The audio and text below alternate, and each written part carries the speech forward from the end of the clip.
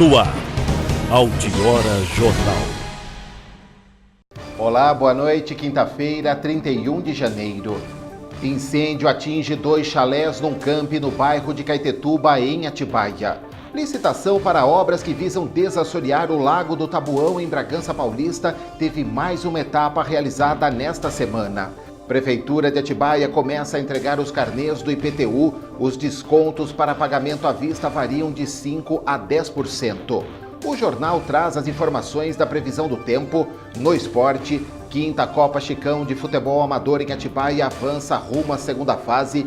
Veja os resultados, a classificação e as próximas partidas. Atibaia empata novamente pelo Campeonato Paulista da Série A2 e daqui a pouco o Bragantino enfrenta o Santos no estádio Nabi Abichedi. Confira o time que o técnico Marcelo Veiga vai mandar para campo. Essas e outras informações você confere a partir de agora no Altiora Jornal.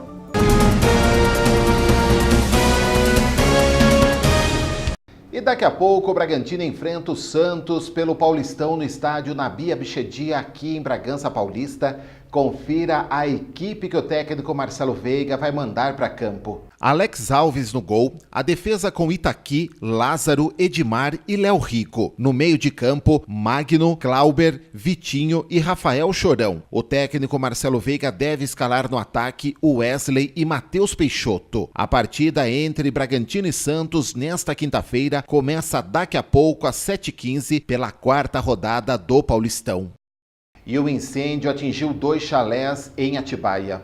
Na quarta-feira, segundo os bombeiros, o fogo começou em uma área de mata próximo ao local, se alastrou e atingiu 2 chalés. Um deles havia turistas, mas o grupo conseguiu sair antes que o fogo consumisse a acomodação. A suspeita é de que o incêndio tenha sido criminoso, porque havia 3 focos isolados de fogo em pontos diferentes. O incêndio consumiu a lateral e o telhado do chalé e chegou a atingir um barraco de estrutura metálica que armazenava materiais de construção em uma chácara vizinha. O fogo começou por volta das 6 da tarde no camping que fica no bairro de Caetetuba. O local é cercado por área de mata com chalés para hospedagem. Os bombeiros levaram cerca de 1 hora para controlar as chamas.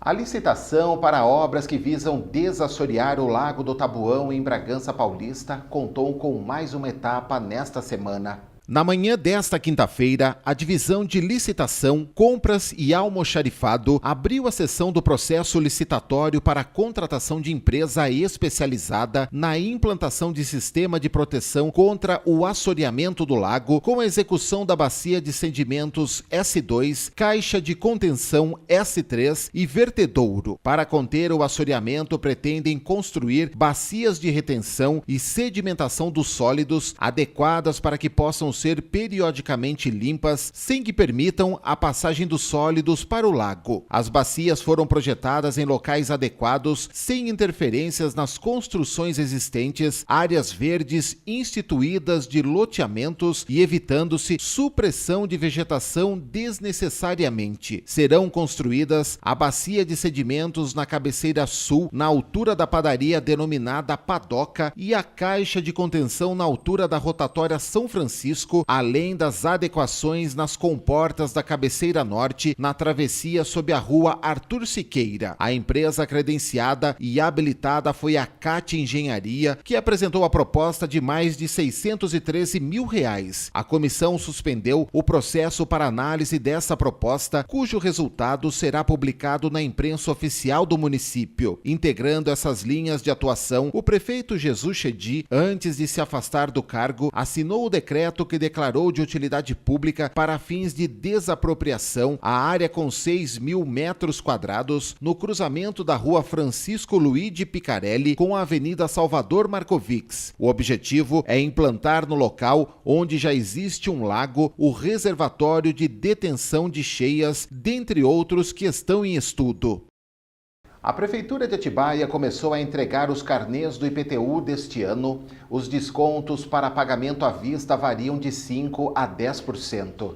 Os contribuintes que optarem por pagar à vista com desconto poderão fazê-lo até 20 de março e com o desconto de 5%, podendo chegar a 10% caso os pagamentos dos últimos 5 anos tenham sido quitados dentro dos exercícios de 2013, 14, 15, 16 e 17. No pagamento a prazo em 11 vezes, a primeira parcela vence em fevereiro. Imóveis nos setores de 1 a 3 podem realizar o pagamento até 15 de fevereiro. Setores de 4 a 10 até o dia 20. Nos setores de 11 a 23 até 25 de fevereiro. Para saber em qual setor é o seu imóvel, cheque o número do imóvel na folha do carnê. A Prefeitura está emitindo cerca de 66 mil carnês entre territorial e predial. O reajuste é de acordo com a reposição da inflação de 4,5%, seguindo dados do IPCA e do IBGE. Cerca de 5 mil imóveis que foram incluídos na trava progressiva no ano passado terão um tratamento diferenciado quanto a prazos para pagamentos. Esses carnês serão encaminhados posteriormente. A segunda via do carnê pode ser acessada no site atibaia.sp.gov.br na aba Serviços, depois Tributos. Após o vencimento serão cobrados os acréscimos legais. É importante atualizar o cadastro junto à Secretaria de Planejamento e Finanças, fornecendo o RG e o CPF. É preciso ir ao setor de tributos imobiliários na Avenida 9 de Julho 322, subsolo do edifício São José, das 10 da manhã às 4 da tarde. Mais informações pelo telefone 4414 2061 ou no e-mail iptu@atibaia.sp.gov.br.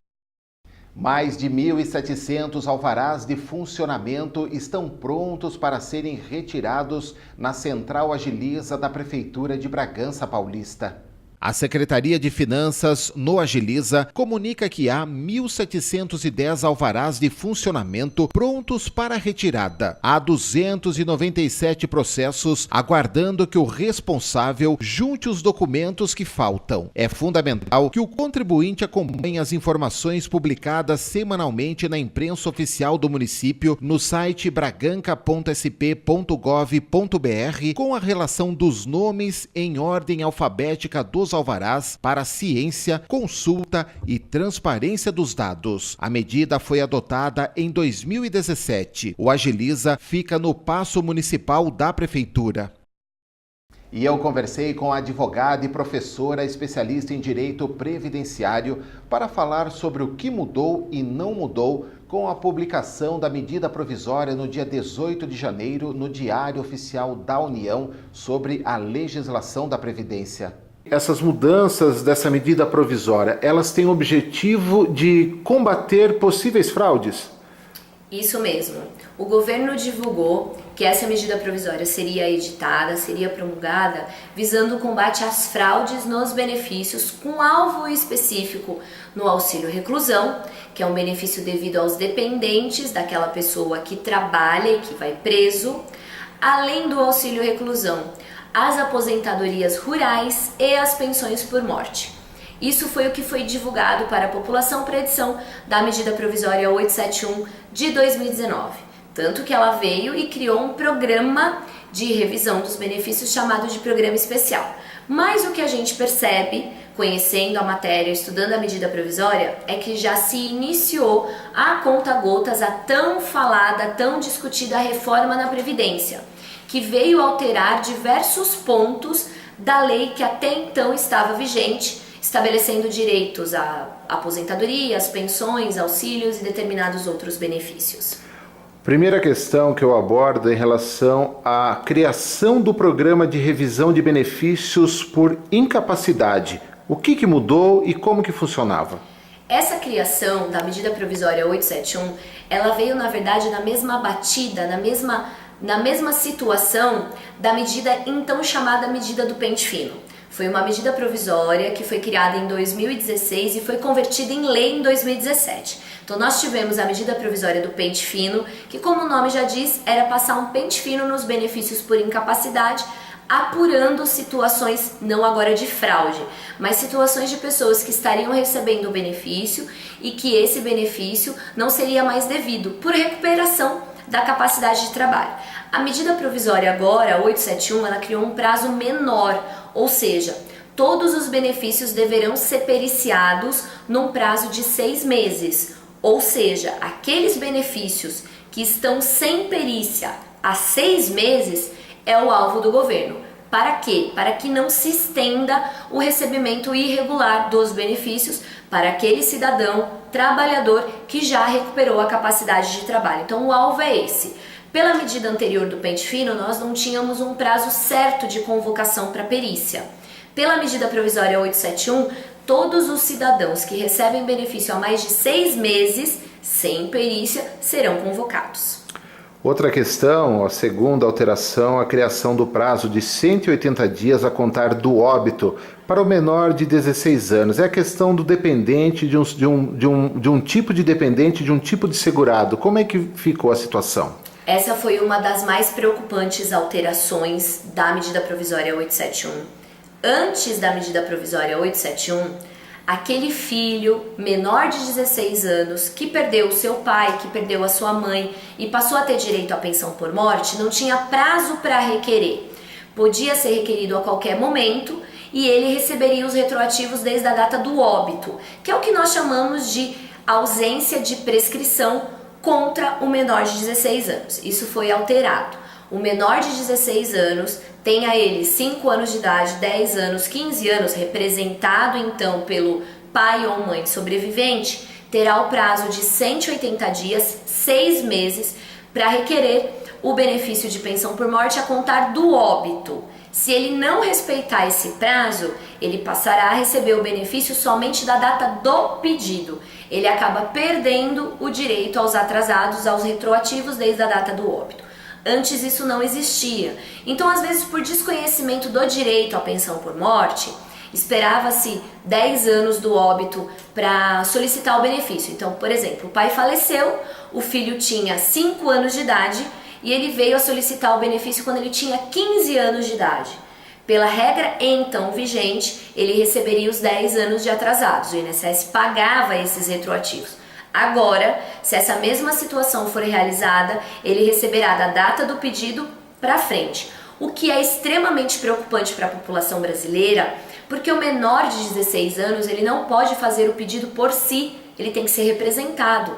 Ele não tem condições de chegar no INSS e falar: olha, meu pai morreu, minha mãe faleceu e eu venho aqui solicitar minha pensão. Ele precisa de uma representação, ou seja, ele acabou sendo atingido diretamente por uma demora no pedido que não é atribuída a ele, e sim àquele que dele cuida. Então essa é a maior preocupação que nós temos hoje em razão dessa medida provisória. Outra questão que vale a pena abordar é a mudança também em relação à pensão por morte, aquela questão do marido, da mulher que perde o seu parceiro e que tem direito ou não a ter essa pensão. Como que funcionava e como que vai funcionar, que já está funcionando com essa MP? A medida provisória ela criou diversas alterações na pensão por morte, como vocês podem ver. A segunda grande alteração foi a exigência de documento a respeito da união estável. Explico.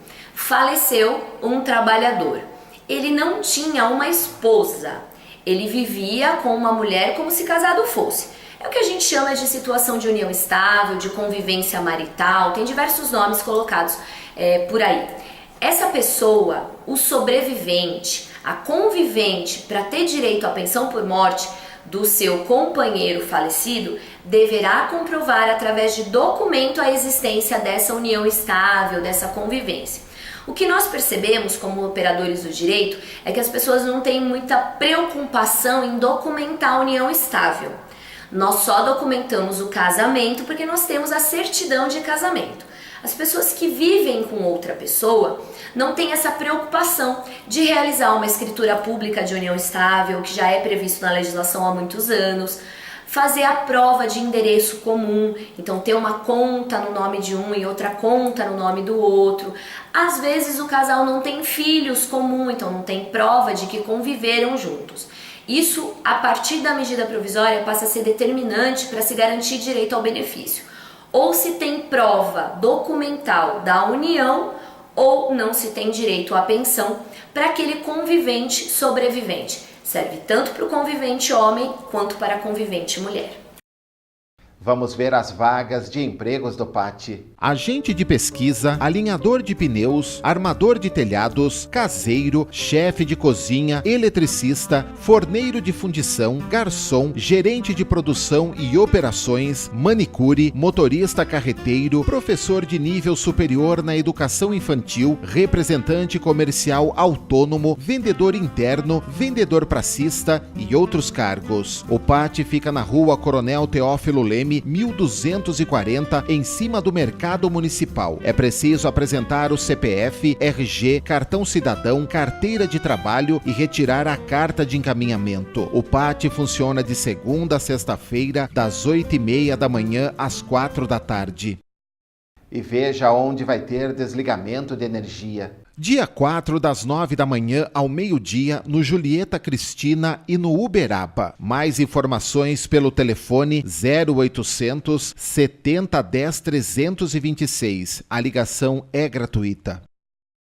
Um grupo de esportistas de Atibaia estão promovendo uma ação social em prol de 2 crianças da cidade. Um treinão será realizado em benefício do Gabriel e da Letícia para ajudar a custear o tratamento de saúde de ambos. Vai ter sorteio de brindes. Será dia 17 de fevereiro no Jardim do Lago, no quiosque Viver Bem, às 8 da manhã. Quem puder ajudar pode fazer o depósito no Banco Itaú, agência 8437, conta poupança 16165-9, em nome de Karine Cristine Geraço Carazai, CPF 339-784-188-78. E tem também a vaquinha online para fazer a doação. E os telefones 93801-2129 e 98480-0000. A seguir, no segundo bloco do jornal, ingressos para o 6º Festival Brasileiro de Nanometragem em Atibaia já podem ser adquiridos. 70 filmes foram selecionados para a mostra competitiva. E a previsão do tempo. Voltamos já.